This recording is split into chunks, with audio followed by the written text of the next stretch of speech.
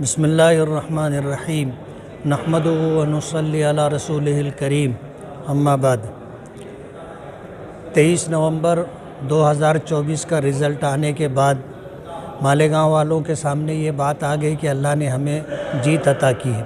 یہ صرف اور صرف اللہ رب العالمین کا فضل و کرم ہے، اور اس کے بعد سبب کے درجے میں اہلیان مالیگاؤں اور ہمارے ووٹر حضرات کا حصہ ہے۔ جلسہ اظہار تشکر اور جشن فتح کے عنوان سے آل انڈیا مجلس اتحاد المسلمین کے قومی صدر بیرسٹر اسد الدین اویسی صاحب مالیگاؤں تشریف لائے تھے، اور اس موقع پر مالیگاؤں کے بنکر حضرات اور تنظیموں کے ذمہ داران نے ملاقات کی تھی۔ انہوں نے اس بات کا وعدہ کیا تھا کہ میں دلی جاؤں گا اور ٹیکسٹائل منسٹر سے ٹائم لوں گا، آپ سبھی حضرات پوری تیاری کے ساتھ آئیے، بات کیجیے۔ الحمدللہ انہوں نے اپنا وعدہ نبھایا، اور ٹیکسٹائل منسٹر گری راج سنگھ سے انہوں نے ٹائم لیا، اور الحمدللہ ہم لوگوں کی جو ہے بہت پازیٹو میٹنگ ہوئی، اور بہت توجہ کے ساتھ انہوں نے سبھی لوگوں کی بات سنی۔ تقریباً پون گھنٹہ انہوں نے ہمیں ٹائم دیا، اور اس کے بعد جو ہے 10-15 منٹ الگ سے بیٹھ کر کے انہوں نے امتیاز جلیل صاحب، اسد الدین اویسی صاحب، مومن مجیب صاحب اور میں ایسے کچھ لوگوں کے ساتھ بیٹھ کر کے الگ سے بھی انہوں نے بات کی، اور اپنا اندیہ دیا کہ انشاءاللہ میں آپ لوگوں کا 200% کام کروں گا۔ اسد الدین اویسی صاحب نے ان کو مالیگاؤں دورے کی دعوت دی، ہم نے بھی دعوت دی، اور انہوں نے الحمدللہ دعوت کو قبول کیا۔ بھیونڈی اور مالیگاؤں کا پروگرام بنا کر کے وہ مالیگاؤں ضرور تشریف لائیں گے۔ کیا بات چیت ہوئی ہے اس سلسلے میں تھوڑی سی تفصیل ہمارے مومن مجیب صاحب دیں گے۔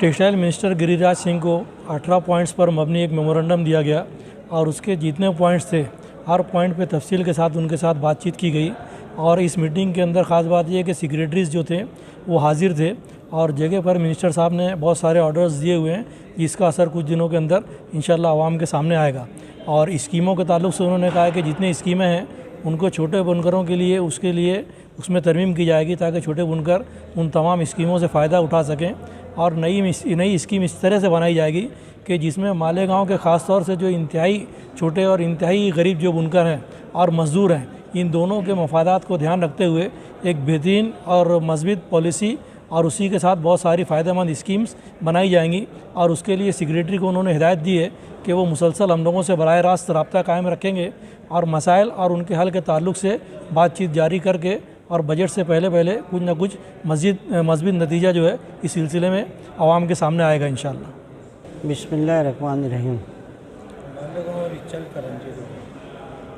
گری راج سنگھ صاحب سے اسد صاحب نے ملاقات کرائی تھی، اور تقریباً پون گھنٹہ جو ہے بات چیت ہوئی، ہر مدعے پہ بات چیت ہوئی۔ انہوں نے سیکریٹریز نے یہ ہم سے بھی سوال کیا کہ آپ کا مارکیٹنگ کیا ہے، آپ انٹرنیشنل مارکیٹ میں ہو یا پھر انڈیا کے مارکیٹ میں؟ تو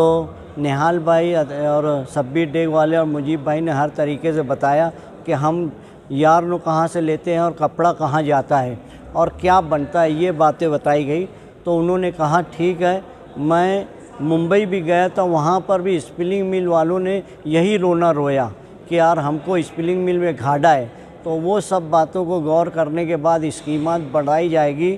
میں آل انڈیا اتحاد المسلمین مجلس اتحاد المسلمین کی طرف سے میں گری راج صاحب کا بھی شکریہ ادا کرتا ہوں، اسد اویسی صاحب سے، امتیاز جلیل صاحب کا، اور مفتی محمد اسماعیل قاسمی صاحب کا شکریہ ادا کرتا ہوں کہ بنکر تنظیمیں، جو 12 بنکر تنظیمیں ہیں جو ہر وقت ایکٹیو رہتی ہے مالیگاؤں شہر میں، ان کو جو ہے